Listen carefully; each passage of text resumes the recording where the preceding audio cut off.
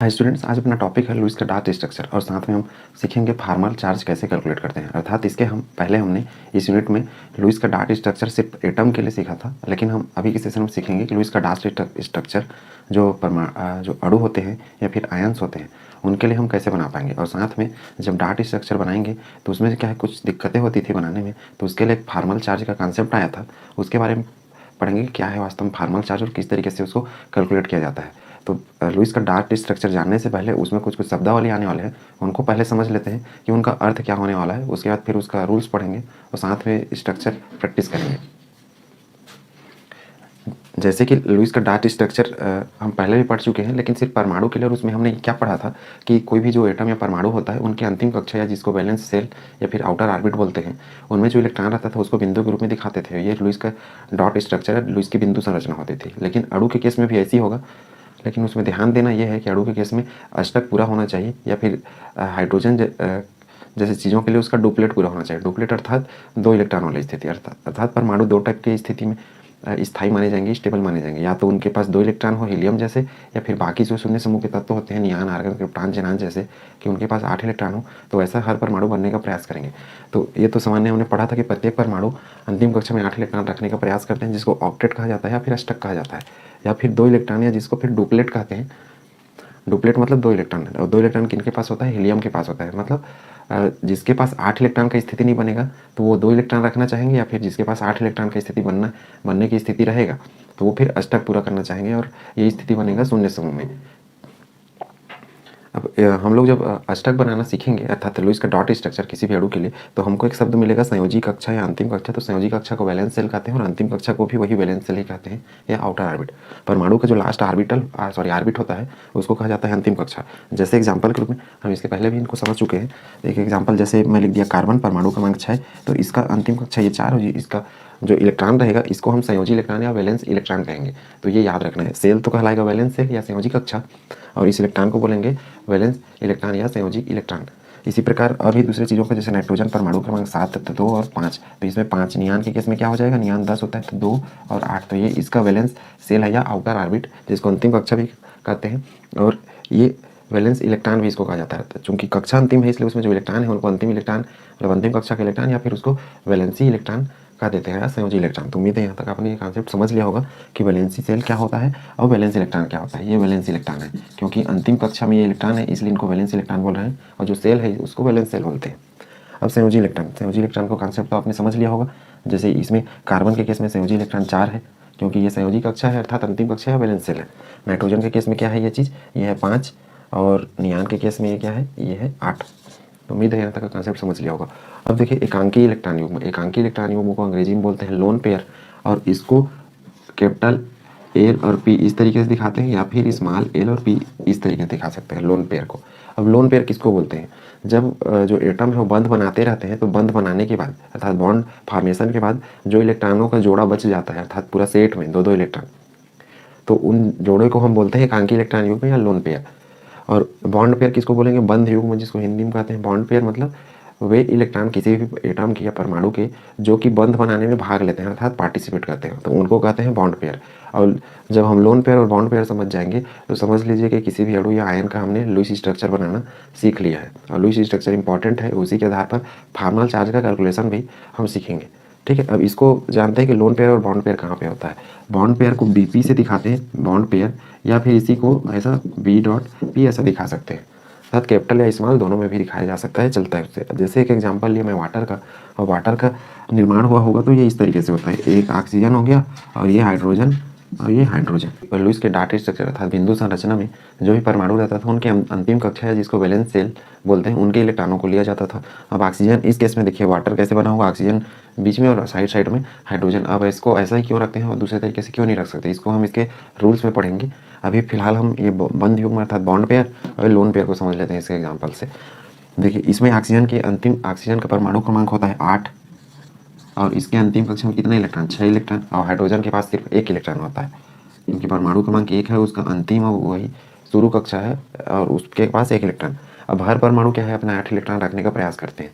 तो ठीक है, इसको बिंदु संरचना के रूप में यदि दिखाऊं तो मैं इस तरीके से दिखा सकता हूँ, 2 2 4 1 5 और 1 6। अब मैं इसको इसी साइड पे क्यों लिखा, क्योंकि ये इस हाइड्रोजन से जुड़ेगा। अब हाइड्रोजन का इलेक्ट्रॉन एक, इस हाइड्रोजन का इलेक्ट्रॉन एक। अब देखिए ये एक इलेक्ट्रॉन इस हाइड्रोजन के एक इलेक्ट्रॉन से ऐसे जुड़ेगा, और उसी प्रकार ये एक इलेक्ट्रॉन इस हाइड्रोजन के एक इलेक्ट्रॉन से जुड़ेगा। अब देखिए इसके पास तो 6 था ही, 2 2 4 5 और एक 6। अब साथ में हाइड्रोजन के भी इसके साथ जुड़ गए तो इसके पास हो गया 8। अब 8 मतलब इसका ऑक्टेट पूरा हो गया, अष्टक पूरा हो गया, मतलब ये शून्य समूह के जो तत्व होते हैं उनके जैसा स्थिति बना लिया। लेकिन अब हाइड्रोजन का देखिए, हाइड्रोजन के पास एक इलेक्ट्रॉन था और ये ऑक्सीजन के एक इलेक्ट्रॉन के साथ जुड़ के इसके पास कितना हो गया, 2। मतलब जब भी इनका साझा होगा तो साझे के साथ जो भी इलेक्ट्रॉन जुड़ेंगे वो दोनों के लिए काउंट किए जाएंगे, अर्थात ये इलेक्ट्रॉन इसके लिए भी काउंट होगा और ये जो हाइड्रोजन है वो इस ऑक्सीजन के इलेक्ट्रॉन से जुड़ा है तो ऑक्सीजन वाला इलेक्ट्रॉन इसके लिए भी काउंट होगा, अर्थात एक दूसरे को स्थायी बनाने का काम करेंगे।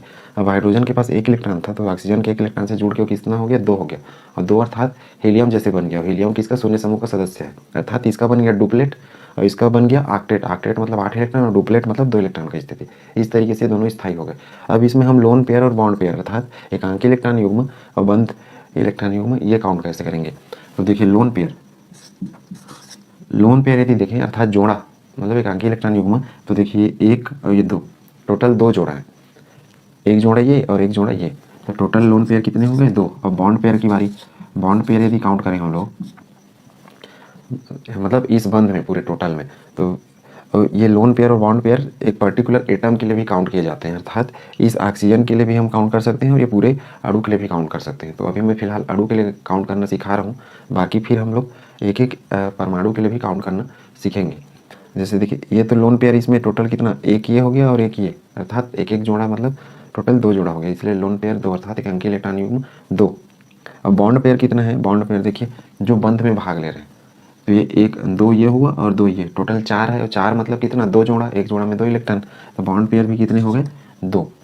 अब इसमें कन्फ्यूजन यहाँ पे होगा कि कभी कभी क्या है लोन पेयर इलेक्ट्रॉन पूछेगा, तो लोन पेयर इलेक्ट्रॉन ये हो जाएगा, लोन पेयर इलेक्ट्रॉन मतलब कुल इलेक्ट्रॉनों की संख्या, तो कुल इलेक्ट्रॉन मतलब 2 और 2 4, ये 4 हो जाएंगे।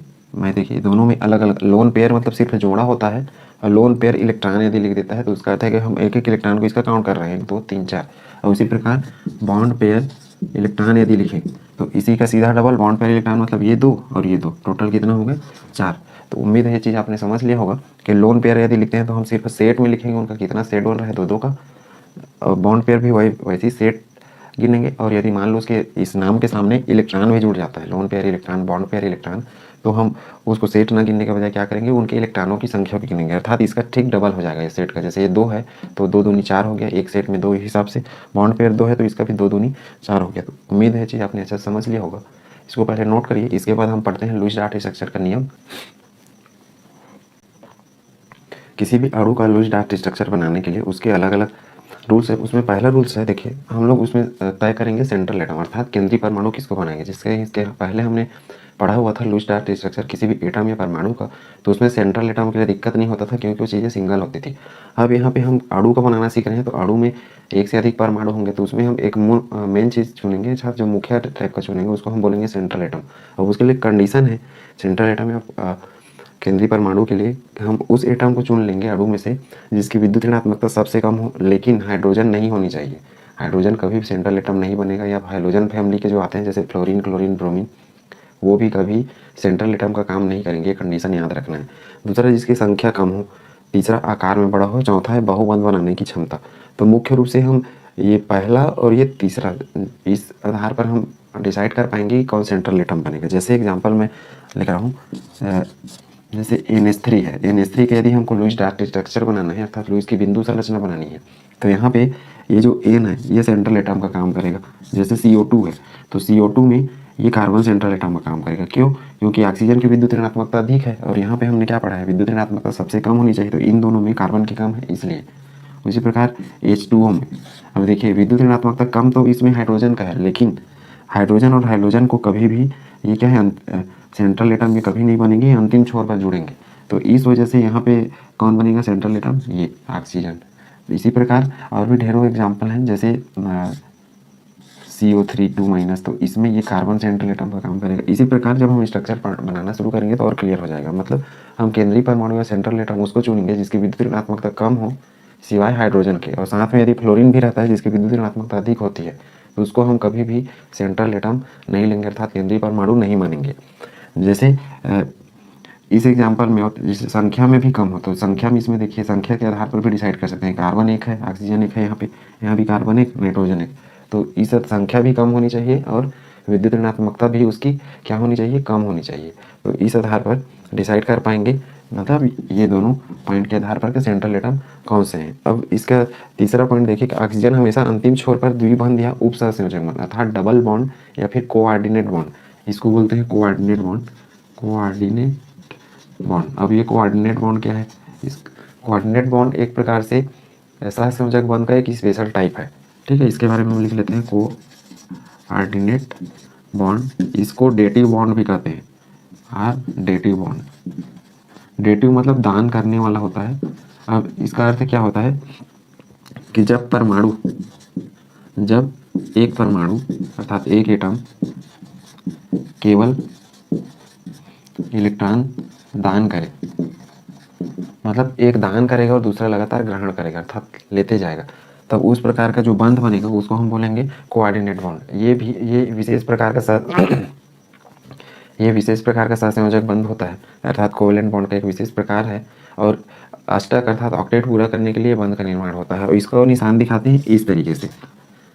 ठीक है, अब इस तरीके से क्यों दिखाते हैं? अब देखिए एक कार्बन और ऑक्सीजन, ये कार्बन मोनोऑक्साइड। अब इसमें होता क्या है कि इनके बीच में इस तरीके से बंध बनता है और ये जो ऑक्सीजन रहता है ये अष्टक पूरा कराने के लिए इसमें होता क्या है, ये कार्बन और ये ऑक्सीजन। अब इसमें होता क्या है कि ये जो ऑक्सीजन रहता है ये कार्बन का अष्टक पूरा कराने के लिए क्या करता है, अपना 2 इलेक्ट्रॉन इसको दान करता है। तो ये जो ऊपर में बंध बना है इस बंध को बोलते हैं कोऑर्डिनेट बॉन्ड अर्थात उप सहसंयोजक बंध। तो उम्मीद है चीज़ आपने समझ लिया होगा उप सहसंयोजक बंध किसको कहते हैं। और जब भी लुईस स्ट्रक्चर बनाएंगे ऑक्सीजन में डबल बॉन्ड दिख ही जाएगा अधिकतर केस में। और कुछ और एक चीज़ें याद रखनी है कि जब हम उसमें फार्मल चार्ज काउंट करना शुरू करेंगे तो इसका चौथा नियम ये लिख सकते हैं कि कम विद्युत ऋणात्मकता, कम इलेक्ट्रोनिगेटिविटी परमाणु को पॉजिटिव चार्ज अर्थात धन आवेश और अधिक इलेक्ट्रोनिगेटिविटी परमाणु को निगेटिव चार्ज सामान्यता दिया जाता है। अर्थात देखिए इसमें कार्बन की विद्युत ऋणात्मकता कम है और इसकी विद्युत ऋणात्मकता क्या है, ज़्यादा है। तो जिसकी विद्युत ऋणात्मकता कम होगी उसको हमेशा क्या दिया जाएगा, धनात्मक चार्ज, और जिसकी विद्युत ऋणात्मकता अधिक होगी उसको ऋणात्मक चार्ज। उस हिसाब से इसको धनात्मक और ये वाले को क्या दिया जाएगा, ऋणात्मक। ये कब के केस में, जब हम फार्मल चार्ज काउंट करना सीखेंगे तब के केस में। तो ये जो रूल्स है वो उतना इंपॉर्टेंट तो नहीं है, लेकिन बाकी के जो 3 नियम है ये इंपॉर्टेंट है, इसको नोट करिए। उसके बाद हम लुईस डार्ट स्ट्रक्चर बनाने के लिए एक छोटा सा ट्रिक सीख रहे हैं, फिर वो एग्जांपल उसके साथ करते जाएंगे। किसी भी अणु की लुईस डार्ट स्ट्रक्चर अर्थात बिंदु संरचना बनाने के लिए इंपॉर्टेंट पॉइंट्स अर्थात ये इंपॉर्टेंट नियम है। इसके पहले हमने जो चीज़ें पढ़ी वो हम ये डिसाइड करने के लिए पढ़ रहे थे कि उसमें जो टर्म थे वो उनका अर्थ क्या होता है। जैसे लोन पेयर, बॉन्ड पेयर, उनका अर्थ क्या होता है, सेंट्रल एटम हम कैसे डिसाइड करेंगे, वो तो उनको याद नहीं रखना है। इनके क्वेश्चन मतलब स्ट्रक्चर बनाने से संबंधित आते हैं, ये इसके रूल्स हैं। मतलब इस रूल, ये सबसे इंपॉर्टेंट रूल है, ये इसको आपको सीक्वेंस से याद करना पड़ेगा। इसी पे बेस्ड हम लोग आसानी से किसी भी अणु का स्ट्रक्चर बना पाएंगे। और तरीके तो और भी हैं लुईस स्ट्रक्चर बनाने के, लेकिन इस तरीके से यदि हम बनाते हैं तो कोई भी जो मॉलिक्यूल रहेगा वो किसी भी मॉलिक्यूल में गलती होने का संभावना लगभग 0% रहेगा, अर्थात गलती होगा ही नहीं, ऐसा उम्मीद करता हूँ मैं। इसको एग्जाम्पल के थ्रू समझते चलते हैं कि वास्तव में ये चीज़ हम कैसे याद करेंगे या कैसे पता करेंगे। जैसे मैं एग्जाम्पल दिया CO3 2- का अर्थात कार्बोनेट आयन का, और इसका यदि मुझे लुईस स्ट्रक्चर या लुईस संरचना बनानी है तो मैं क्या करूँगा। तो इस फार्मूला के हिसाब से देखिए सबसे पहले क्या है, N1 याद करना। तो हम पहले स्टेप पे चलते हैं, N1 कैसे याद करेंगे। तो N1 का अर्थ है संयोजी इलेक्ट्रॉन की संख्या। देखिए पहले नियम के हिसाब से हम चलते हैं। सबसे पहले हमने क्या किया है, N1 याद करना, संयोजी इलेक्ट्रॉन की संख्या। संयोजी इलेक्ट्रॉन की संख्या मतलब इनकी संयोजी इलेक्ट्रॉन याद करनी है। कैसे याद करेंगे, N1 इक्वल टू कार्बन का परमाणु क्रमांक 6 और अंतिम कक्षा में कितने इलेक्ट्रॉन, 4। तो मैं लिखूंगा इसका संयोजी इलेक्ट्रॉन अर्थात वैलेंस इलेक्ट्रॉन 4 प्लस गैप है इसलिए बीच में क्या करेंगे, प्लस करेंगे। ऑक्सीजन की अंतिम कक्षा में 6 इलेक्ट्रॉन होता है और परमाणु क्रमांक इसका कितना होता है, 8, जो कि हम पहले भी पढ़ चुके हैं। तो अंतिम कक्षा में 6 इलेक्ट्रॉन इसलिए क्या करूँगा 6, और चूंकि इसकी संख्या कितनी है 3 इसलिए 6 गुणी 3 करूँगा। देखिए गैप यहाँ पे प्लस रखा हूँ और बाकी इसके लिए गुणा कर रहा हूँ। ठीक है, अब देखिए इसमें 2 ऋण लिखा है अर्थात माइनस का चार्ज लगा है और हमने यहाँ क्या किया है, प्लस ऋण आवेश की संख्या को जोड़ना है और धन आवेश की संख्या को क्या करना है, घटाना है। तो यहाँ पे फिर मैं प्लस लिखूंगा, कितना है ऋण आवेश की संख्या 2, तो 2 और माइनस धन आवेश तो कुछ है नहीं, तो माइनस क्या करूँगा मैं, 0 करूँगा। तो उम्मीद है यहाँ तक आपने समझ लिया होगा। इस तरीके से हम क्या कर पाएंगे, देखिए 6 थी 18 और 18 4 कितना होता है 22 और 23 24, तो इसमें आ जाएगा टोटल 24 कितने इलेक्ट्रॉन।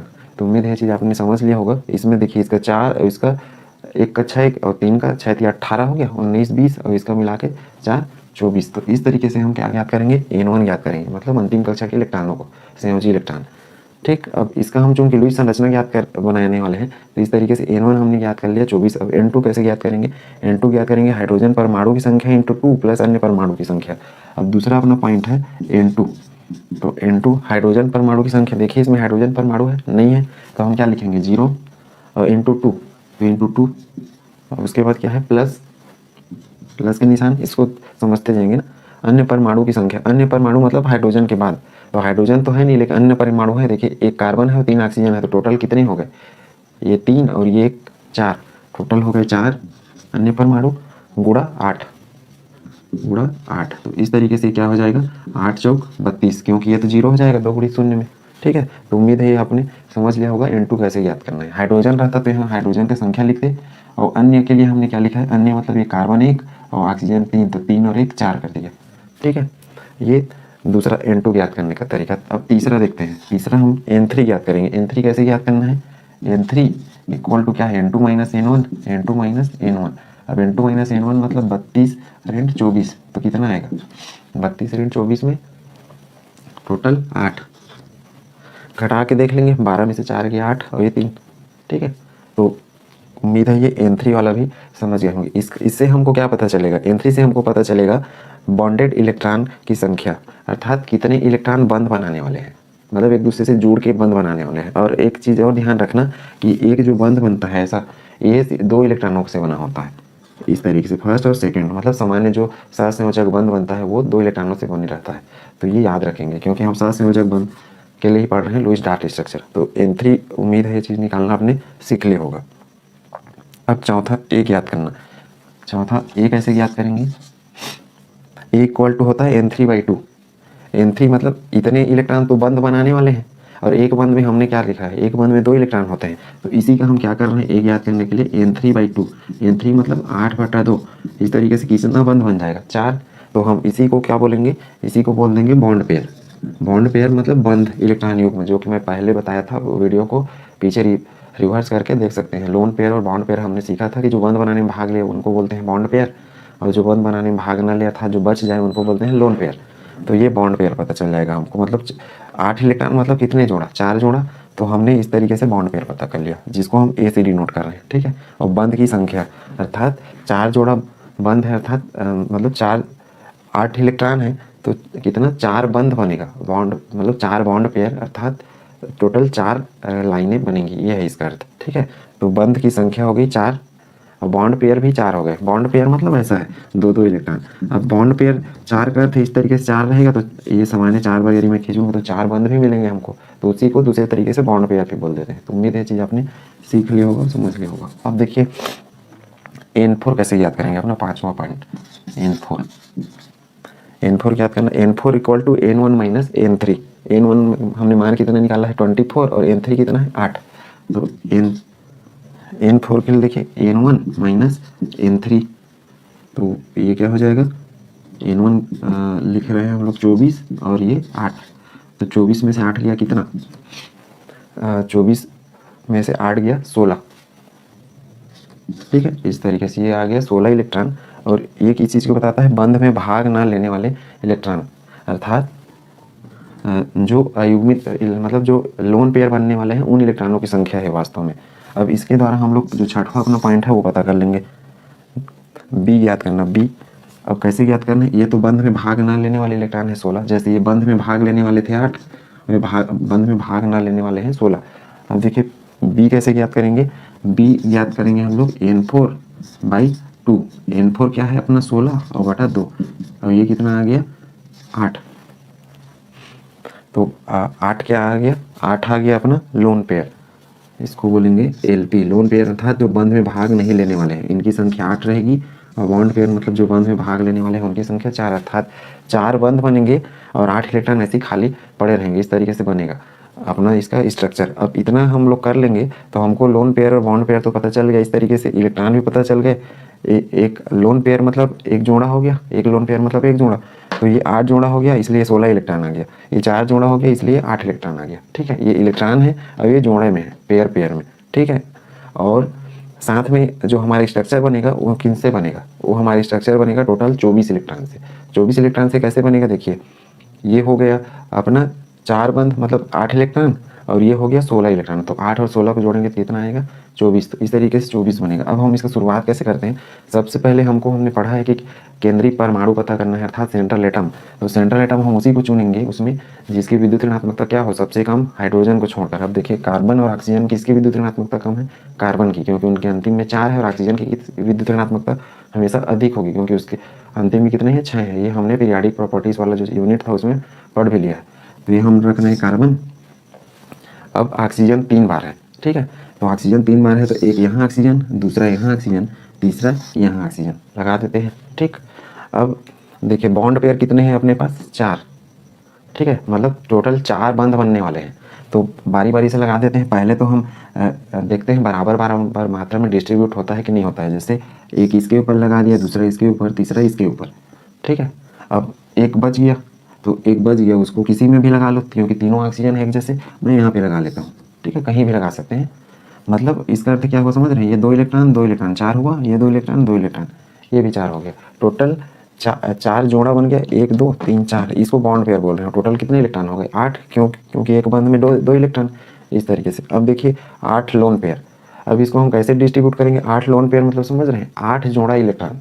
अब 8 जोड़ा इलेक्ट्रॉन को कैसे डिस्ट्रीब्यूट करने वाले हैं, सब इनके अष्टक पूरा करते करते। देखिए इस ऑक्सीजन का क्या हो गया, 1 इलेक्ट्रॉन 2 इलेक्ट्रॉन 3, ये 4। अब इसको कमी कितना का है, 8 बनाने के लिए 4 का कमी है, तो 2 लोन पेयर इसको दे देंगे। ये हो गया इसका अष्टक पूरा। ठीक है, 2 2 4 5 6 7 8। उम्मीद है ये चीज़ आपने समझ लिया होगा। अब इस ऑक्सीजन के पास आते हैं। इस ऑक्सीजन के पास अभी कितने हैं, ये 1 और ये 2। और जो बंध बनता है शेयरिंग में अर्थात साझे में, उनमें सभी की साझेदारी होती है, अर्थात ये इलेक्ट्रॉन इसके लिए भी हम गिनेंगे और वही इलेक्ट्रॉन इधर वाले के लिए भी गिना जाएगा। मतलब दोनों का वो बराबर हिस्सेदारी रहता है। अब इस ऑक्सीजन के लिए देखिए ये 2 हो गया। अब कितना का कमी है इसके पास, 6 इलेक्ट्रॉन का कमी है। तो ये 2 2 4 और ये 2 6, 2 4 2 6 और ये 2 कितना हो गया 8। तो उम्मीद है ये चीज़ आपने समझ लिया होगा। अब देखिए हमने लोन पेयर कितना उपयोग कर लिया, लोन पेयर हमारे पास है 8। तो 1 2 3 4 5, हमने 5 जोड़ा उपयोग कर लिया लोन पेयर। अभी कितने बचे हैं, 3। अब इस ऑक्सीजन पे आते हैं। देखिए इसके पास अभी कितने हैं, 1 और ये 2। कमी कितने की है, 6 की। तो ये 2 मतलब 2 4 और ये 2 6, अर्थात 3 लोन पेयर हमने इसमें। लोन पेयर मतलब इलेक्ट्रॉनों का जोड़ा जो बंध बनाने में भाग नहीं लेते हैं। तो जो बातें हैं उनको थोड़ा कंसेप्ट को समझते जाइए, इजीली समझ में आ जाएगा, बहुत मज़ेदार चीज़ है।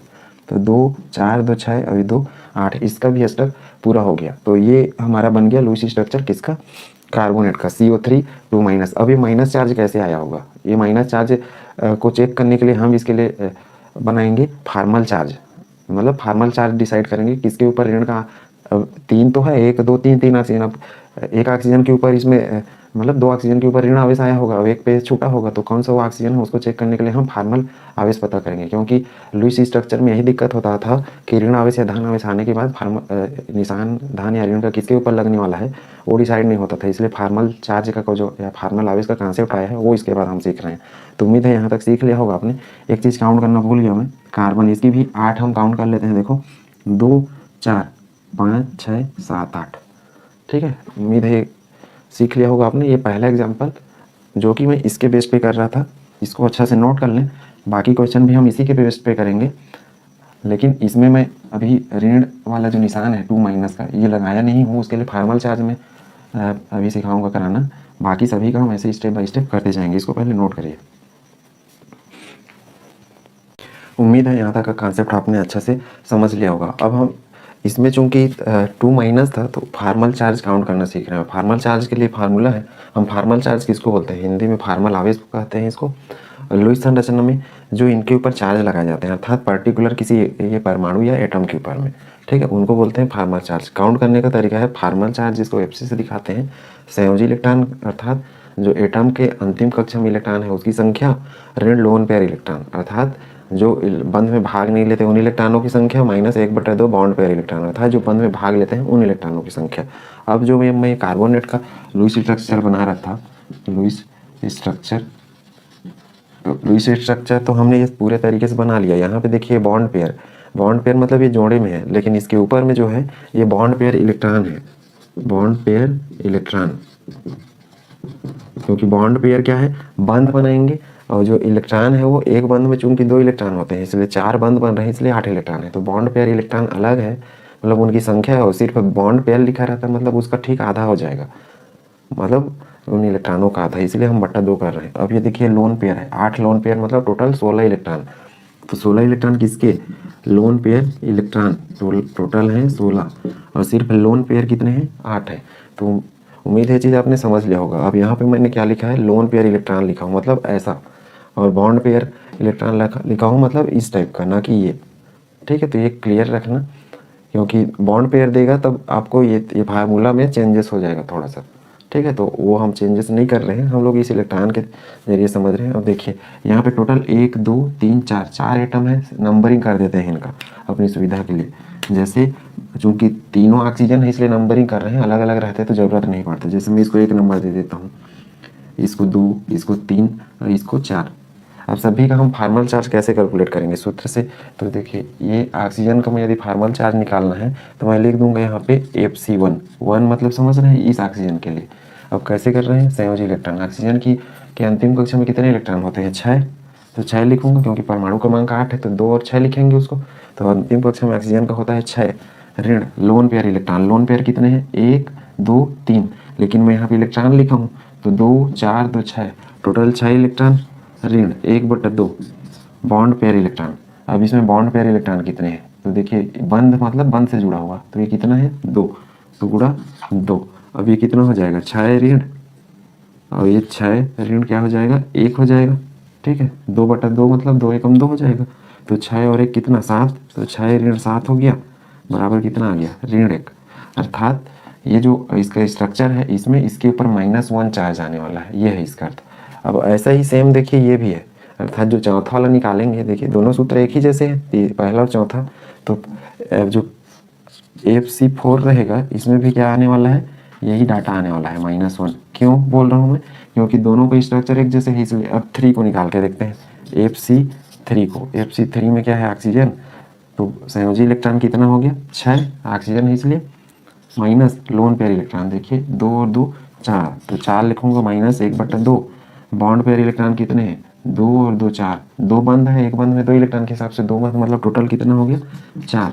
तो ये कितना हो जाएगा, 6 ऋण 4 ऋण 4/2 मतलब कितना हो जाएगा, 2, 2 एकम 2, 2 दूनी 4, तो ये कितना हो गया 6 ऋण 6 बराबर हो गया 0।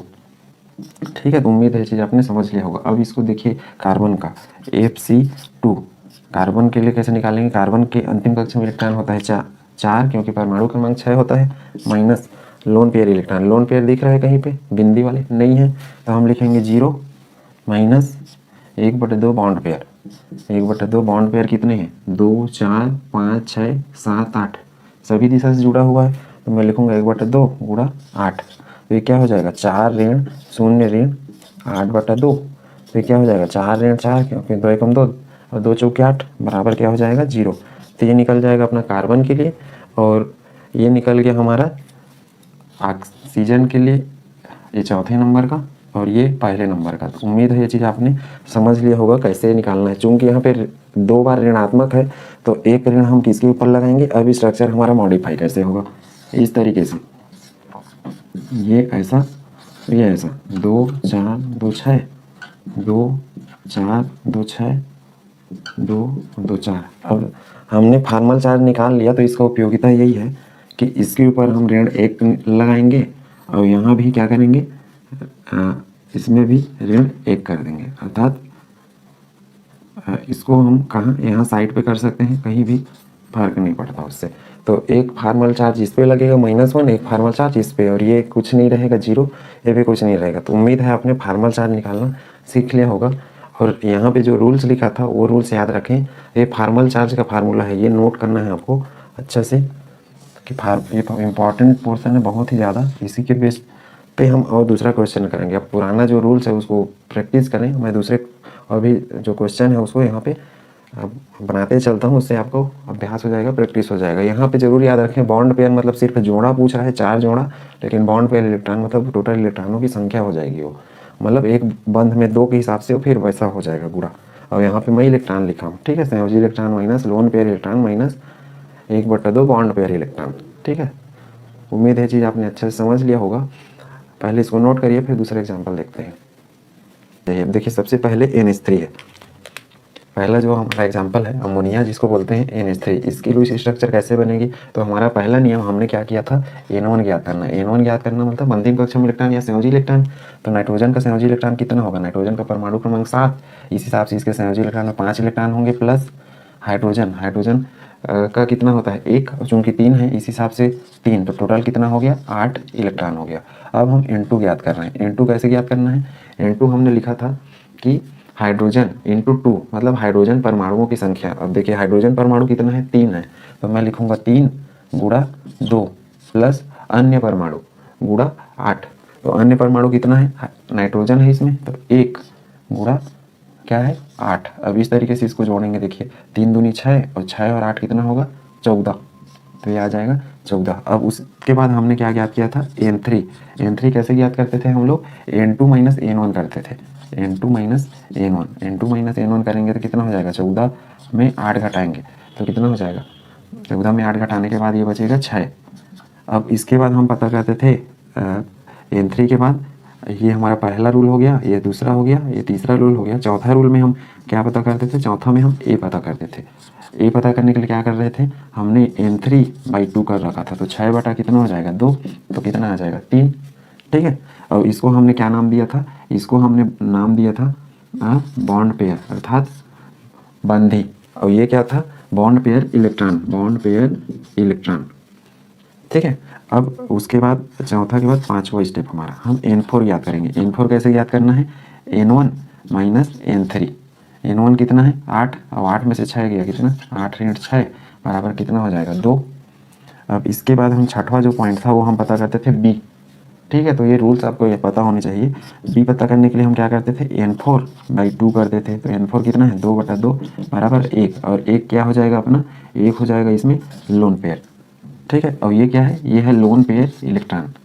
तो लोन पेयर इलेक्ट्रॉन मतलब जो बंद में भाग नहीं ले रहे हैं वो इलेक्ट्रॉन, और लोन पेयर मतलब ये पूरा एक जोड़ा इलेक्ट्रॉन पेयर, और ये इलेक्ट्रॉनों की पूरी संख्या है। तो ये दोनों में अंतर है, याद रखें। ये बॉन्ड पेयर हो गया, ये लोन पेयर हो गया, और उनके वो इलेक्ट्रॉन हो गए। एक लोन पेयर मतलब 2 इलेक्ट्रॉन, 3 बॉन्ड पेयर मतलब 6 इलेक्ट्रॉन, एक बंद में 2 के हिसाब से।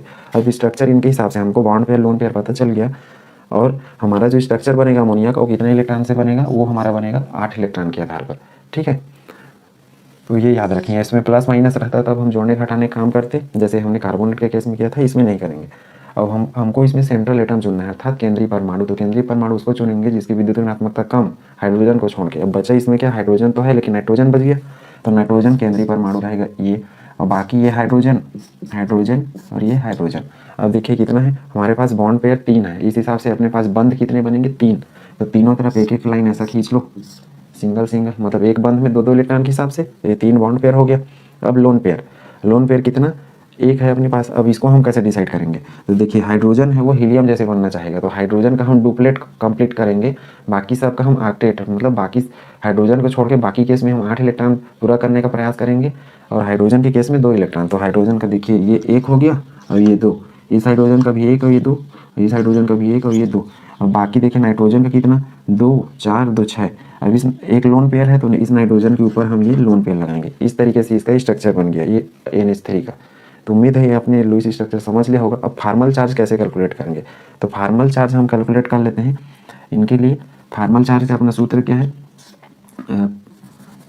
पहले मैं इस साइड पे कर देता हूँ। फार्मल चार्ज बराबर, देखिए नाइट्रोजन के लिए निकाल रहा हूँ तो यहाँ पे फार्मल चार्ज ऐसा ब्रैकेट में नाइट्रोजन इस तरीके से भी ले सकते हैं, ठीक है। 1 2 3 नंबरिंग ना करने के बजाय इस तरीके से भी, क्योंकि इसमें एक हाइड्रोजन और एक नाइट्रोजन का, इस नाइट्रोजन को पता कर लेंगे तो बाकी पता चल जाएगा। फार्मल चार्ज का सूत्र है वैलेंस इलेक्ट्रॉन अर्थात संयोजी इलेक्ट्रॉन। तो नाइट्रोजन का संयोजी इलेक्ट्रॉन कितना होता है 5, ऋण। इसमें नाइट्रोजन में कितने हैं लोन पेयर हैं, इलेक्ट्रॉन है 2, तो इसमें करूँगा 2। उसके बाद क्या है ऋण 1/2 बॉन्ड पेयर, 1/2 बॉन्ड पेयर मतलब बंध में भाग लेने वाले इलेक्ट्रॉन, तो 2 2 4 और ये 2 6, तो 1/2 गुणित 6, तो ये क्या आ जाएगा 5 ऋण 2 और ये 6/2, तो क्या हो जाएगा 3, तो 3 2 5 हो जाएगा, 5 ऋण 5 बराबर क्या हो जाएगा 0, मतलब इस पर कोई चार्ज नहीं आने वाला है। ये है। अब हाइड्रोजन का निकाल के देखते हैं, फार्मल चार्ज हाइड्रोजन के लिए किसी एक का निकाल के देखते हैं। इसके संयोजी इलेक्ट्रॉन हाइड्रोजन का 1, तो इसमें बंद इलेक्ट्रॉन कितना हो गया 2, ये 2 है इसलिए सभी में वही है, ठीक है। माइनस इसके लोन पेयर तो कुछ है नहीं, ये थोड़ा सा गड़बड़ हो गया। संयोजी इलेक्ट्रॉन 1 ऋण लोन पेयर इसमें है नहीं, लोन पेयर मतलब जो ऐसे बिंदी के रूप में रहे, तो ये हो जाएगा 0 ऋण 1/2 बॉन्ड पेयर मतलब इनके बंधों का इलेक्ट्रॉन, तो टोटल कितने हैं 2, तो गुणा 2 इस तरीके से, तो 1 ऋण 2/2, तो ये क्या हो जाएगा 1 ऋण 1 बराबर 0, अर्थात कि कहीं भी इसमें चार्ज नहीं लगने वाला है। ये स्ट्रक्चर हमारा ऐसा ही बनेगा। तो उम्मीद है आपने लुईस स्ट्रक्चर बनाना सीख लिया होगा, कैसे बनाना है इसको नोट करिए। फिर बाकी और 1 2 एग्जांपल करता हूँ, बाकी इसको आप खुद से कर लें। जैसे ये सरल है, इसको आप स्वयं से बनाकर देखें, ये होमवर्क है आपका, ये भी होमवर्क है 2 हो गया, ये भी होमवर्क है 3, और किसको बाकी 1 2 और बनाता हूँ फिर दूंगा, नोट करें।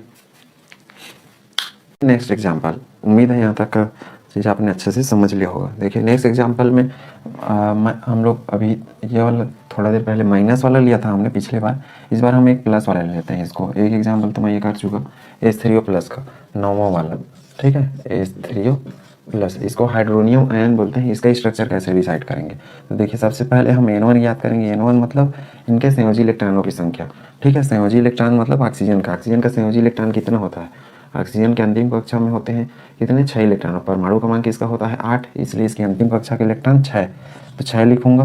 प्लस हाइड्रोजन का इलेक्ट्रॉन 1, चूंकि 3 है इसकी संख्या, इसलिए इसमें क्या करूँगा मैं 1 गुणा 3 करूँगा। अब देखिए यहाँ पे धन आयन है, तो धन आयन है तो क्या होगा इलेक्ट्रॉन का कमी होगा, और ऋण आयन रहता तो क्या होता बढ़ता, तो धन आयन है इसलिए मैं क्या करूँगा -1 करूँगा। क्यों, क्योंकि एक धन आयन है इसलिए, और ऋण आयन रहता तो मैं क्या करता +1 करता। तो उम्मीद है यहाँ तक समझ लिया होगा आपने। अब कितना हो जाएगा ये 6 3 9 और 9 में से 1 गया, कितना बचा 8, अर्थात जो हमारा स्ट्रक्चर बनने वाला है H3O का वो 8 इलेक्ट्रॉन से बनने वाला है, ठीक है। अब N1 के बाद N2 कैसे ज्ञात करते थे हम लोग, हाइड्रोजन परमाणुओं की संख्या, कितने हाइड्रोजन है 3 गुणित 2 करते थे, प्लस अदर एटम की संख्या अर्थात अन्य परमाणुओं की संख्या, अन्य परमाणु कितना है 1 गुणा 8, इस तरीके से करते थे। तो कितना हो गया 3 दूनी 6, 6 और 8 कितना हुआ 6 और 8 हो गया 14। अब इसके बाद N3 पता करते थे कैसे, N2 माइनस N1 से, N2 माइनस N1 मतलब 14 ऋण 8, तो 14 ऋण 8 में कितना हो गया 6 बचा, ठीक। अब इसके बाद अपना चौथा नियम था A पता करते थे, A को हम लिखते थे N3/2 मतलब 6/2, और ये कितना आ गया 3, 6/2 मतलब टोटल हो गया 3, अर्थात ये हमारा मिल गया बॉन्ड पेयर और ये हमको मिल गया बॉन्ड पेयर इलेक्ट्रॉन। तो उम्मीद है यहाँ तक आपने समझ लिया होगा। बॉन्ड पेयर मतलब हमारा 3 बंध बनेगा और जिसमें 6 इलेक्ट्रॉन रहेंगे, एक बंध में 2 के हिसाब से, ठीक है। इसके बाद हम पता करते थे N4, और N4 कैसे पता करते थे, N1 को N3 से घटाते थे, N1 माइनस N3, N1 कितना है 8 और N3 कितना है 6, इसको घटाएंगे तो कितना आएगा 2।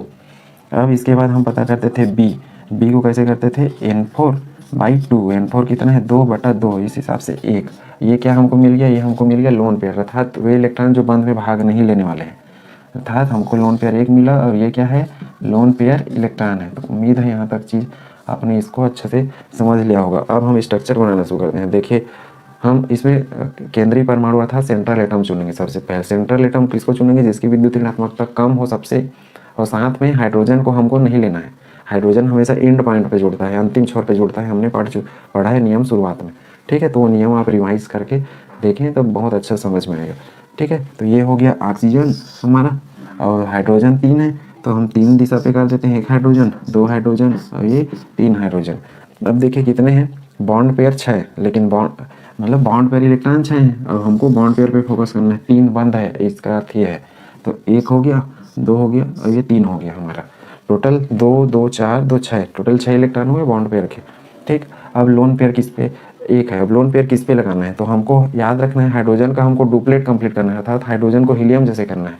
तो ये देखिए इस हाइड्रोजन का डुप्लेट एक, ये दो, एक और ये दो, अर्थात दो दो इलेक्ट्रॉन हो गए, एक और ये दो। अब इस ऑक्सीजन का देखिए 2 4 2 6 हुआ और 2 और हो जाएगा तो कितना होगा 8।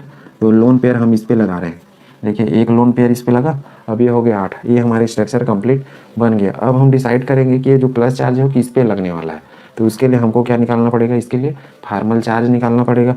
अब फार्मल चार्ज हम कैसे निकालेंगे, फार्मल चार्ज हम निकालेंगे अपने फार्मूला से। फार्मल चार्ज Fc इस ऑक्सीजन के लिए पहले निकाल देते हैं, ऑक्सीजन इक्वल टू, देखिए सबसे पहले संयोजी इलेक्ट्रॉन की संख्या ऑक्सीजन में कितने होते हैं, अंतिम कक्षा में इलेक्ट्रॉन टोटल होते हैं 6, इसलिए 6 लिखूंगा, माइनस लोन पेयर कितना है, इलेक्ट्रॉन लोन पेयर अलग है, लोन पेयर इलेक्ट्रॉन अलग है, हमको लोन पेयर इलेक्ट्रॉन लेना है, कितने हैं 2, तो 2 लिखूंगा, minus 1/2 bond pair electron, bond pair मतलब बंधे इलेक्ट्रॉन, तो ऑक्सीजन के साथ बंधे इलेक्ट्रॉन 2 2 4 और 1 2 6, तो इसको मैं गुणा 6 करूँगा। अब क्या हो जाएगा 6 ऋण 2 ऋण 6/2, तो कितना हो जाएगा 2 3 6, तो 6 ऋण कितना हो जाएगा 2 ऋण 3, तो ये हो जाएगा 6 ऋण 5 बराबर कितना 1 रहेगा। और चूंकि प्लस का निशान अधिक है तो इसको हम क्या लिखेंगे धनिक। फार्मल चार्ज याद रखना +1 -1 +2 -2 ऐसा आएगा, बिना निशान के फार्मल चार्ज नहीं बनाया जाता है, ठीक है। जीरो रहेगा उसमें भले ही निशान नहीं रहेगा, लेकिन बाकी में निशान लगाना अनिवार्य है, ठीक। तो ये +1 अब किस पे, ऑक्सीजन पे आया, अर्थात जो हमारा ये स्ट्रक्चर है लुईस का, इसके ऊपर +1 का चार्ज आएगा, ये हमारा लुईस का स्ट्रक्चर बन गया। अब चूंकि एक ही प्लस का चार्ज था इसलिए बाकी को हमको निकालने की आवश्यकता नहीं पड़ेगी, बाकी का भी जो तरीका बताए हैं उस तरीके से आप निकाल सकते हैं। जैसे हाइड्रोजन का यदि हम निकालें तो क्या कर Fc मतलब फार्मल चार्ज, Fc H लिख लीजिए, सारे हाइड्रोजन एक जैसे हैं, सभी का निकालने को बोलेगा तो नंबर दे देना 1 2 3 4, जो कि हमने शुरुआत में कार्बोनेट के केस में निकाला था वैसे ही। तो इसको क्या करेंगे, इसको इसके अंतिम में 1 इलेक्ट्रॉन माइनस इसका लोन पेयर कितना है 0, कुछ भी नहीं है लोन पेयर तो 0, माइनस बॉन्ड पेयर कितना है 2, बॉन्ड पेयर मतलब बंध में वाले 1 और 2, तो 2/2 करेंगे, ठीक है। तो ये क्या हो जाएगा 1 ऋण 0 ऋण 1 बराबर ये हो जाएगा 0, 1 ऋण 1 करूँगा तो, ठीक है। तो उम्मीद है आपने ये फार्मल चार्ज निकालना सीख लिया होगा H3O प्लस का। इसी के आधार पे आप इसका स्वयं से बना लें, जैसे मैं जिस पे नोट दे देता हूँ, ये आप होमवर्क के रूप में इसको कर लें, ये बहुत इजी है, आसानी से बन जाएगा। और किसको कर सकते हैं इसी तरीके से इसको कर लीजिए, ये वाले को कार्बन और ऑक्सीजन वाला, और बाकी एक और कर देता हूँ, बाकी फाइनली अपना हो जाएगा फार्मल चार्ज और लुईस स्ट्रक्चर निकालना, ठीक है। पहले नोट करिए इसको, फिर आगे सीखते हैं। और देखिए इसमें मैं एक एग्जांपल ले रहा हूँ नया CO2 को, ठीक है। बाकी चीज़ें भी आप आराम से बना सकते हैं, मैं एक एक दो बना दे रहा हूँ। जैसे CO2 10th वाला जो एग्जांपल है अपना CO2। अब इसमें सबसे पहले हम निकाल रहे हैं N1 मतलब जो शुरुआत में इनका संयोजी इलेक्ट्रॉन अंतिम कक्षा का इलेक्ट्रॉन होता है 4 कार्बन का, और इसमें कितना होता है 6, चूँकि इसकी संख्या कितनी है 2, इसलिए, और साथ में यहाँ पे कोई आवेश नहीं है प्लस या माइनस का, इसलिए हम उसको ना तो जोड़ रहे हैं ना तो घटा रहे हैं। अब इसलिए 6 दूनी 12 और 12 4 कितना हो गया, ये 16 इलेक्ट्रॉन हो गया। तो उम्मीद है चीज़ आपने समझ लिया होगा। सेकेंड हम निकालते हैं पहला हाइड्रोजन की संख्या, तो हाइड्रोजन की संख्या तो 0 है इंटू 2 प्लस अदर एटम अर्थात अन्य एटम, तो 2 और 1 3 इंटू कितना हो गया 8, तो 8 कितना हो गया 8 किया 24। अब हम निकाल रहे हैं N3 कैसे निकालते थे N2 माइनस N1 करके, N2 कितना है 24 ऋण 16, तो 24 ऋण 16 कितना हो जाएगा 8 बचेगा, ये 8। अब N3 के बाद हम निकालते थे अगला A का अर्थ होता था N3/2 मतलब 8/2 बराबर 4, ये हमको मिल गया बॉन्ड पेयर, ठीक है। और ये क्या है बॉन्ड पेयर इलेक्ट्रॉन मतलब इस 8 इलेक्ट्रॉन से बंद बॉन्ड पेयर बनेगा, और हमारा जो स्ट्रक्चर है CO2 का उसमें टोटल 16 इलेक्ट्रॉन रहेगा, 16 इलेक्ट्रॉनों से बंद बनने वाला है, ठीक है। तो ये याद रखना है आपको, मतलब टोटल 16 इलेक्ट्रॉन पार्टिसिपेट करेंगे, उसको लास्ट में हम काउंट भी कर लेंगे। ये बॉन्ड पेयर इलेक्ट्रॉन हो गया, और ये बॉन्ड पेयर टोटल 4 बंद बनने वाले हैं, ये है इसका अर्थ। अब निकालते हैं अगला N4 कैसे निकालते थे N1 माइनस N3 करते थे, 1 को 3 से घटाते थे, तो कितना है 16 ऋण 8, 16 ऋण 8 बराबर कितना हो जाएगा 8। अब इसके बाद हम B निकालते थे, B कैसे निकालते थे N4/2 करके, तो 8/2, तो ये कितना हो जाएगा 4, ठीक है। N4 कितना ये देखिए इसको 16 हमने कर दिया, और N3 है 8, तो 16 में से 8 गया 8। अब इसमें हमने क्या किया 8/2, तो 2 चौके 8, ठीक है। अब ये हमारा हो गया लोन पेयर, अर्थात 4 लोन पेयर रहेगा और लोन पेयर ये इलेक्ट्रॉन है, मतलब 8 इलेक्ट्रॉन है, ऐसा ही इसका अर्थ।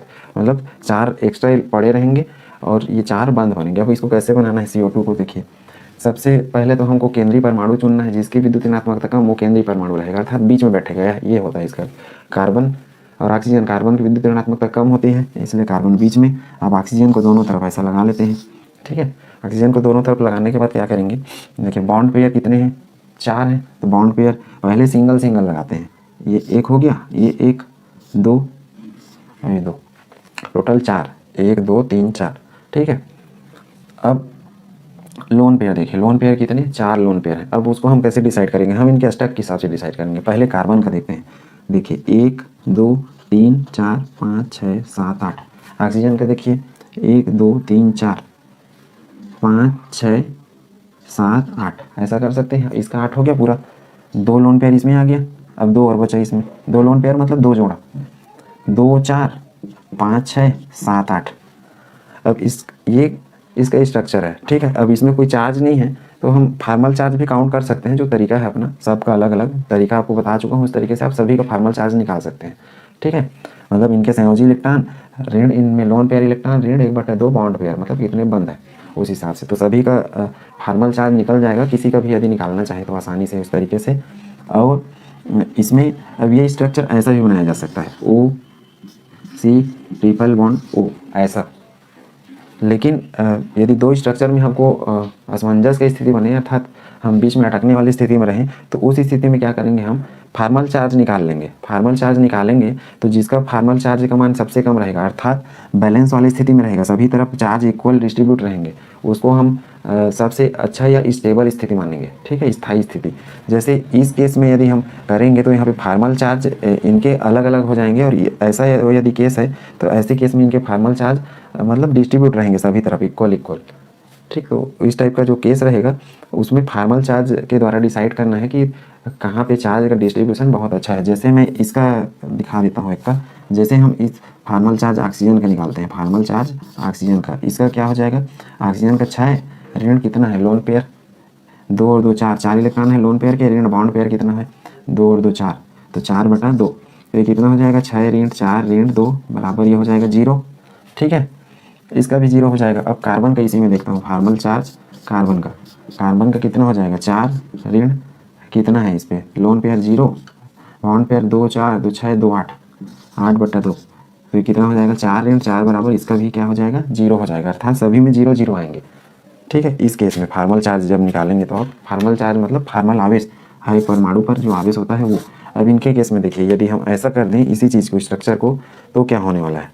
अब इनको हम ऐसा करेंगे तो ये जो बिंदी हैं ये भी थोड़े से, यदि हम ऐसा करेंगे तो ये जो 4 लोन पेयर है ये इनका डिस्ट्रीब्यूशन भी अलग होने वाला है। कैसे होने वाला है, देखिए यदि हम 3 बॉन्ड एक तरफ कर दें, चाहे इधर या उधर, तो एक ऑक्सीजन का देखिए 3 3 6 और ये 7 8, ये लोन पेयर हुआ, 3 3 6 7 8 ये तो हो गया, बाकी 2 4 2 6 ऐसा, एक 3 लोन पेयर इधर आ जाएंगे, 1 लोन पेयर उधर आएगा। अब इस केस में देखिए इसका फार्मल चार्ज निकालें, एप्स इसको नंबर 1 दे देता हूँ, इसको 2, इसको 3, तो 1 वाले का यदि निकालूँ मैं, तो इसका 6 ऋण लोन पेयर कितना हो गया, 3 दूनी 6 इलेक्ट्रॉन, ऋण बॉन्ड पेयर कितने हैं 2 2/2, तो कितना हो गया, 6 ऋण 6 ऋण 1, तो ये टोटल हो गया 7, 6 ऋण 7 बराबर ऋण 1, अर्थात इसके ऊपर -1 चार्ज आ जाएगा। उसी प्रकार इनका भी निकालेंगे, अर्थात दोनों में हम उस स्थिति को चुनेंगे जिसमें चार्ज बहुत कम आए और इक्वल सभी तरफ बटे रहें। जैसे इस केस में सब में 0 आया है तो हम इसको अच्छा स्थिति मानेंगे और इसी को लुईस का सबसे बेस्ट स्ट्रक्चर मानेंगे, ठीक है। ऐसा स्थिति भी बना सकते हैं, लेकिन हम इसको अनुनाद या रेजोनेंस वाला जो हमारा सेक्शन आएगा उसमें पढ़ेंगे। ये स्थिति भी संभव है, लेकिन ये अस्थायी है। क्यों अस्थायी है, क्योंकि इसमें चार्ज सभी तरफ अलग अलग बांटा मिलेगा। जैसे इसमें ऋण 1 आ गया, इसमें अलग आ जाएगा और इसमें अलग आ जाएगा। उम्मीद है यहाँ तक आपने ये चीज़ समझ लिया होगा। अब मतलब हमको CO2 का ये स्ट्रक्चर बनाना है मुख्य रूप से। बाकी इसी तरीके से दूसरे स्ट्रक्चर को भी आप इजीली बना सकते हैं। एक लास्ट स्ट्रक्चर में इसका HNO3 और N3- का बना रहा हूँ, उसके बाद ये अपना सेशन एंड करेंगे, ठीक है। नोट करिए पहले करें, बाकी चीज़ों को आप आसानी से करें। कुछ दिक्कत है बिल्कुल बताएं कमेंट करके, यहाँ पे दिक्कत है या कुछ कमी है, ठीक है। इसको आप होमवर्क कर लें ये सबको, या क्योंकि ये सब आपके होमवर्क वाले पोर्शन है, ठीक है। एशियन ये भी बहुत इजीली बन जाएगा, कोई दिक्कत नहीं होगा। ये दोनों को मैं बारी बारी से बता रहा हूँ। इसमें हम करेंगे वही काम हर बार, ठीक है, जो कर रहे थे, लेकिन इसके स्ट्रक्चर में आपको ध्यान देना है। जैसे HNO3 है, ठीक है, पांचवा वाला स्ट्रक्चर HNO3 का नाइट्रिक अम्ल बोलते हैं। इसी प्रकार दूसरे भी एसिड को बना सकते हैं। इसमें हम सेंट्रल एटम किसको लेंगे, अर्थात केंद्रीय परमाणु नाइट्रोजन को। क्यों? क्योंकि हाइड्रोजन का भी हो नहीं सकता और ऑक्सीजन की विद्युत ऋणात्मकता अधिक है, तो जिसकी विद्युत ऋणात्मकता कम उसको हम केंद्रीय परमाणु, तो नाइट्रोजन को।